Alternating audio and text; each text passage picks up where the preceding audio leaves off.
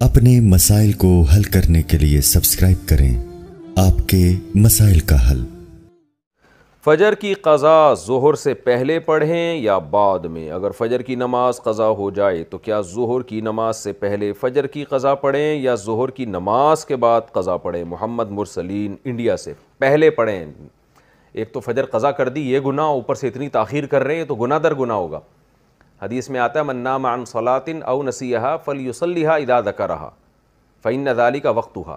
صحیح حدیث ہے، آپ صلی اللہ علیہ وسلم نے فرمایا کسی کی آنکھ نہ کھلے نماز میں یا بھول جائے تو جیسے ہی یاد آئے یا جیسے ہی جاگ آئے فوراً نماز پڑھے وہ، اور یہی پھر اس کا وقت ہوگا۔ تو اس میں تاخیر کرنا ٹھیک عمل نہیں ہے، تو ظہر تک بھی ڈیلے نہ کریں اس کو، یہ بھی غلط ہے۔ قضا نمازیں کس طرح پڑھیں؟ قضا نمازیں کس طرح پڑھنی چاہیے؟ کیا ان کی پانچوں نمازیں اکٹھے ایک وقت میں پڑھ سکتے ہیں؟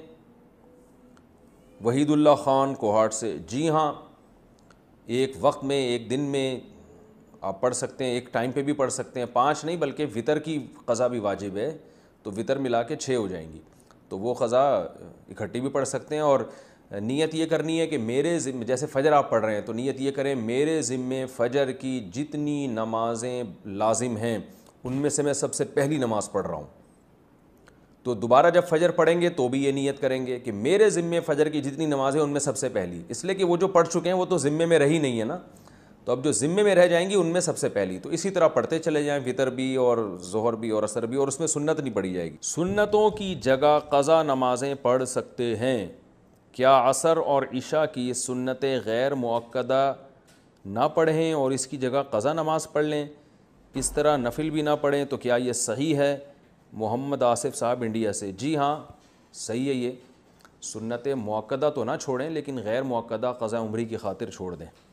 کیا صرف فرض نماز پڑھنا ٹھیک ہے؟ اگر کوئی شخص سنت مؤکدہ اور غیر مؤکدہ اور نوافل چھوڑ کر صرف فرض اور واجب ہی ادا کرتا ہے تو کیا اسے گناہ ہوگا اور آخرت میں حساب ہوگا یا نہیں؟ نیز کیا اس کی قضا کرنی ہوگی؟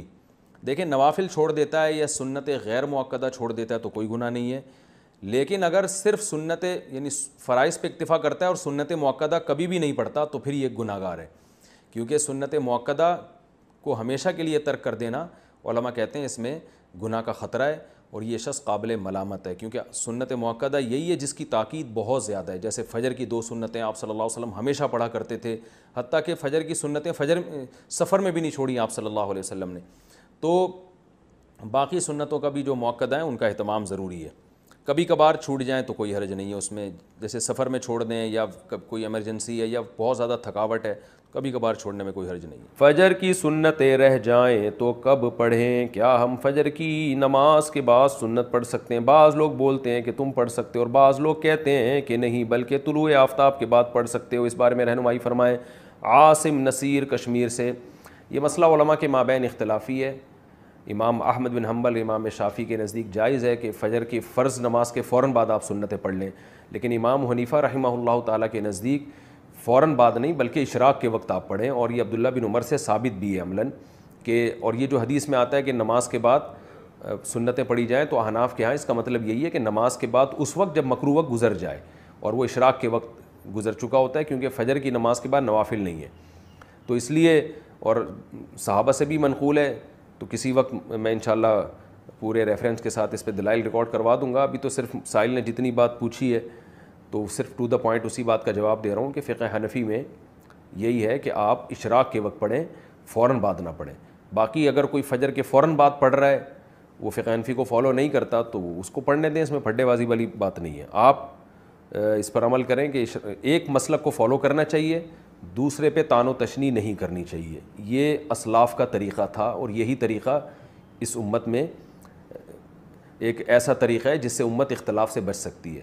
اپنے دلائل دوسرے پر تھوپنا اور یہ کہنا کہ میں صحیح ہوں تم غلط ہو، اس سے امت میں اتحاد پیدا نہیں ہوگا۔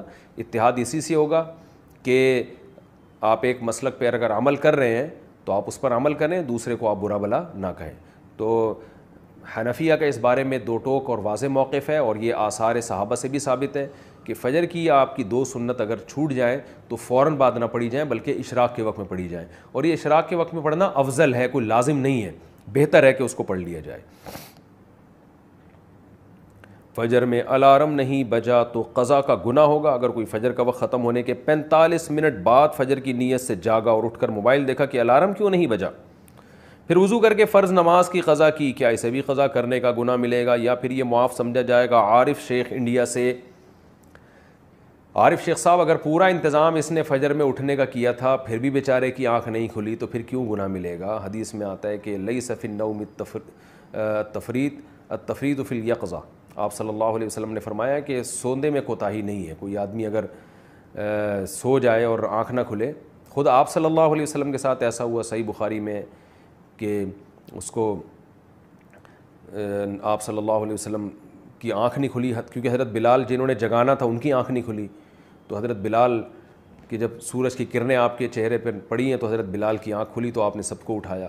تو پورا انتظام آپ جاگنے کا کر کے سوئے پھر بھی آنکھ نہیں کھلی تو وہ معاف ہے۔ آپ صلی اللہ علیہ وسلم نے فرمایا کہ من نام عن صلاۃ او نسیہا فلیصلیھا اذا ذکرھا، کہ جو آدمی نماز سے سو جائے یا بھول جائے تو جیسی یاد آئے اس وقت پڑھ لے، جیسی جاگ آئے اس وقت پڑھ لے۔ تو اس کا مطلب انسان کے ساتھ یہ ہو سکتا ہے کہ آنکھ نہ کھلے اس کی۔ قضا نماز کی جہنم میں کیا سزا ہے؟ ایک قضا نماز ہونے پر 88 کروڑ سال دوزخ میں رہنے کی سزا بیان کی جاتی ہے، کیا اس تعداد کا ذکر قرآن مجید میں کہیں آیا ہے؟ برائے مہربانی اس بارے میں بتا دیں۔ ذیشان خان پشاور سے۔ ایسی کوئی متعین مدت نہ قرآن میں ہے نہ کسی مستند حدیث میں ہے کہ 88 کروڑ سال۔ ہاں یہ ضرور ہے کہ اسلام میں نماز قضا کرنے سے بڑا گناہ کوئی ہے نہیں، شاعر اسلام میں سے، اسلام کی علامت میں سے ہے۔ تو جہنم میں شرک کے بعد اگر سب سے بڑی سزا کسی کو دی جائے گی نا تو وہ بے نمازی کو دی جائے گی۔ حقوق العباد میں قاتل کو، حقوق العباد میں سب سے بڑی سزا قرآن نے جو بیان کی ہے وہ قاتل کے بیان کی ہے، کیونکہ جس نے انسانی زندگی، انسان سے اس کی زندگی کا حق چھینا ہے۔ اور حقوق اللہ میں شرک کے بعد جو سب سے بڑا جرم ہے اسلام میں وہ ہے نماز کا قضا کر دینا۔ تو سب سے بڑی سزا نمازی ہی، بے نمازی ہی کو ملے گی اور قاتل کو ملے گی۔ اب کتنی ہے اس کے میں نے بتایا کہ کوئی ہمیں نہیں ملتا کہ اتنے سال رہے گا، یہ ہے کہ بہت عرصہ رہے گا جہنم میں۔ جہنم میں تو بھائی تھوڑے دن کی سزا، تھوڑے ٹائم کی سزا بھی بہت سخت ہے، اللہ نے بہت سخت آگ رکھی ہے۔ تو آپ سوچیں کہ طویل عرصے تک جہنم میں جلنا یہ کتنی بڑی سزا ہے۔